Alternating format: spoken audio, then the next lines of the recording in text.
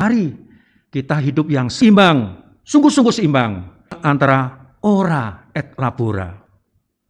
Beribadah, ya, tapi urusan rumah tangga, keseharian juga ya. Jadi jangan ada yang disisihkan lalu timpang dan tak terperhatikan. Ke gereja, bagus. Aktif di gereja, bagus. Gereja memerlukan aktivis-aktivis. Tetapi jangan lupa juga memperhatikan urusan sehari-hari, urusan keluarga.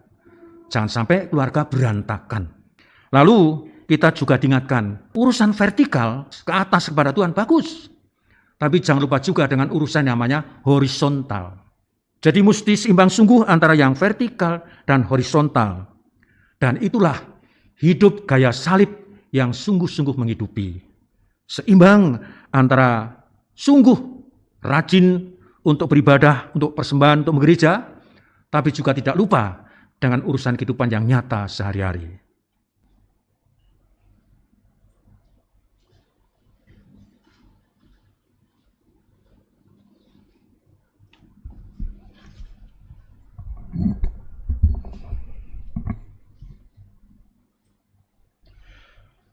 Dalam nama Bapa dan Putra dan Roh Kudus. Amin. Tuhan bersamamu. Dan bersamamu. Para saudara yang terkasih dalam Yesus Kristus, selamat pagi. Hari ini adalah hari Selasa, pekan kelima masa biasa.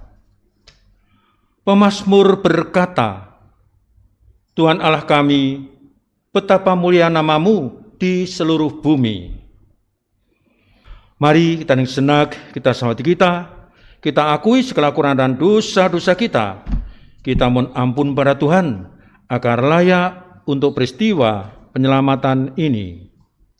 Para terkasih dalam Yesus Kristus, baru saja saya membacakan kutipan dari Injil Markus. Injil Markus bab 7 ayat 1 sampai 13. Ada beberapa penggal ayat di bagian akhir Injil yang sangat menarik untuk kita perhatikan. Yesus bersabda, Musa telah berkata, hormatilah ayahmu dan ibumu, dan siapa yang mengutuki ayahnya atau ibunya harus mati. Tetapi kamu berkata, kalau seorang berkata pada bapa atau ibunya, apa yang ada padaku yang dapat digunakan untuk pemeliharaanmu, sudah digunakan untuk kurban, yaitu persembahan kepada Allah. Kamu membiarkan dia untuk tidak lagi berbuat sesuatu pun bagi bapa atau ibunya. Setelah saya membaca dan merenungkan bagian ayat ini, maka apa yang dilakukan oleh masyarakat Yahudi saya sebut sebagai perbuatan yang sangat manipulatif. Perbuatan yang memanipulasi, yang membelokkan yang sebenarnya suatu kebohongan. Manipulasi yang mana yang dimaksud? Manipulasi di mana ada kewajiban anak kepada orang tua. Kewajiban anak kepada orang tua, yaitu menghormati orang tua, jangan mengutuki orang tua, dan juga menafkahi orang tua. Tapi tadi demi alasan bahwa nafkah yang ada itu untuk persembahan, maka si anak ini bilang pada orang tuanya, Pak, Bu, nafkah yang biasanya untukmu itu sudah kupakai untuk persembahan. Kupersembahkan kepada Tuhan. Jadi, maaf ya, kalau hari ini saya tidak memberi nafkah pada Bapak Ibu. Dan dibolehkan katanya. itu sebenarnya manipulasi. Karena apa? Jangan-jangan hanya alasan. Jangan-jangan hanya alasan. Bisa jadi dipersembahkan tidak, tapi memberi pada orang tua juga tidak.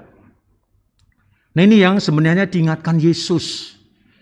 Janganlah engkau gampang untuk melepas sesuatu demi alasan kepada Allah, lalu kamu tidak bertanggung jawab pada orang tuamu, itu sebenarnya adalah kebohongan. Sadar apa tidak? Sadar apa tidak?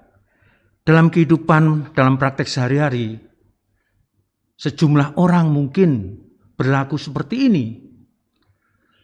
Berlaku yang manipulatif, berlaku yang sangat memanipulasi, tidak tulus, tidak jujur, tapi demi cari selamatnya sendiri.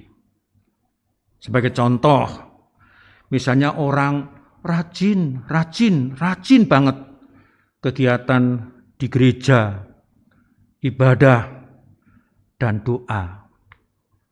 Tapi ternyata setelah ditilik sungguh-sungguh, waduh, rumahnya berantakan. Rumahnya berantakan seperti kapal pecah.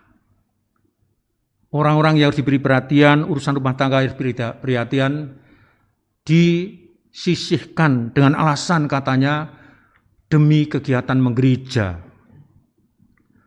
Juga orang yang demikian aktif, sibuk di dunia keagamaan, sibuk dalam organisasi atau pekerjaan.